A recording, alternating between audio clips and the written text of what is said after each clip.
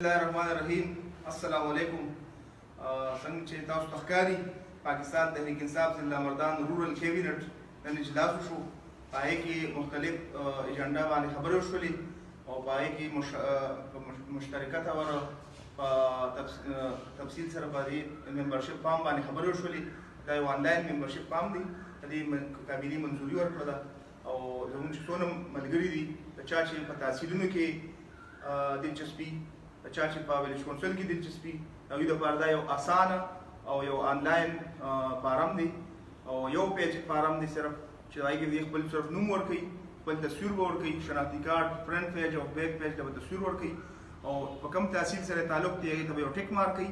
هغې نه بس په تحصیل کې چې کوم دی د یو کس دلچسپي نو 3 اپشن به موږ ته ورکوي، 1 2 3 به موږ ته لیکي چې لومبۍ زما دا پریارټي ده، دویمه دا ده، درېیمه دا ده.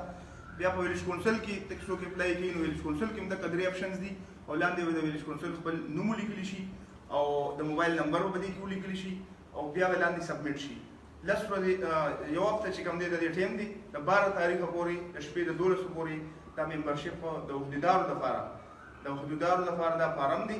دا د شپې د 12 بجې د تاریخ د 12 تاریخه پورې د شپې 12 بجو پورې به دا انشاءالله تعالی جاري او د هغې نه پس به بیا موږ د کیبینټ ملګري چې کوم دی نو خپل مشترکه طور د مستقبل رای عمل لپاره فیصله کوو.